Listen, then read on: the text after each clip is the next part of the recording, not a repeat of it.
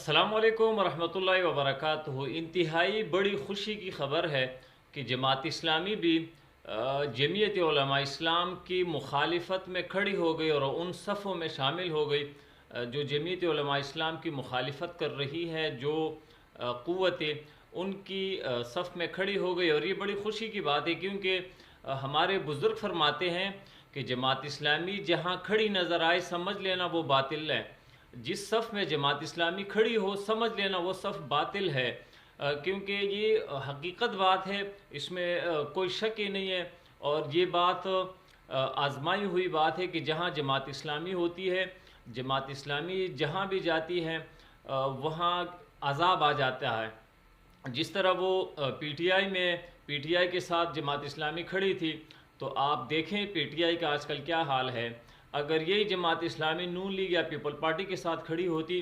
تو شاید P T I کی جگہ آج نون لیگ اور پیپل پارٹی وہاں ہوتی، لیکن پیپل پارٹی اور نون لیگ اقتدار میں، اور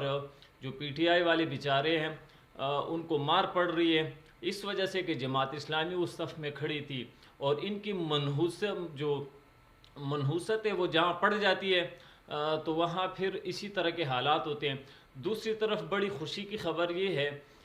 کہ اہل سنت والجماعت کے صدر مولانا اورنگزیب فاروقی صاحب نے باقاعدہ طور پر قائد جمعیت حضرت مولانا فضل الرحمن صاحب، مفتی تقی عثمانی صاحب، ان کا جو موقف ہے، ان کا جو مطالبہ ہے، اس کی حمایت کا اعلان کر دیا، اور انہوں نے دو ٹوک الفاظ میں کہا کہ مدارس رجسٹریشن کا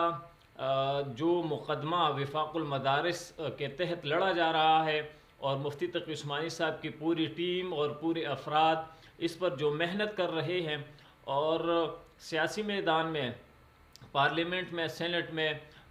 قائد جمعیت حضرت مولانا فضل الرحمن صاحب کی طرف سے جو دفاع کیا جا رہا ہے اس کو ہم سلام پیش کرتے ہیں، اور ہمارا وہی موقف ہے جو ان حضرات کا ہے۔ اور تیسری بڑی خوشی کی خبر یہ بھی ہے کہ جو حضرات اس خوشی میں تھے اور خوشی منا رہے تھے کہ یہ بل تو ریجیکٹ ہو گیا، اب مدارس سوسائٹی ایکٹ کے تحت رجسٹرڈ نہیں ہوں گے، اور وہ ایک خوشی منا رہے تھے لبرل اور جو مذہب بیزار طبقہ ہے، اور تو وہ ان کی خوشی پہ بھی پانی پھرنے والا ہے، کیونکہ کل مولانا فضل الرحمن صاحب کی جو ملاقات ہوئی ہے وزیر اعظم شہباز شریف سے،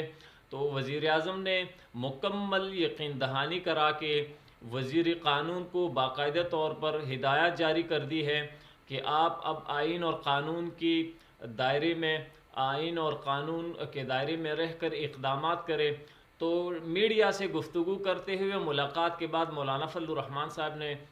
خوشخبری سنائی اور کہا کہ ایک دو دن تک انشاءاللہ خوشخبری ملنے والی ہے قوم کو، اور وہ یہ کہ ہمارے جو شہباز شریف سے بات ہوئی ہے تو ہمیں یقین یہ ہے کہ ہمارا جو مطالبہ ہے اس مطالبے کے مطابق کارروائی ہوگی، قانونی اقدام ہوگا، اور ہمارا مطالبہ مانا جائے گا، اور چند دنوں تک انشاءاللہ آپ کو خوشخبری ملے گی۔ تو یہ بڑی خوشی کی بات ہے، مولانا فضل الرحمن صاحب کی طرف سے یہ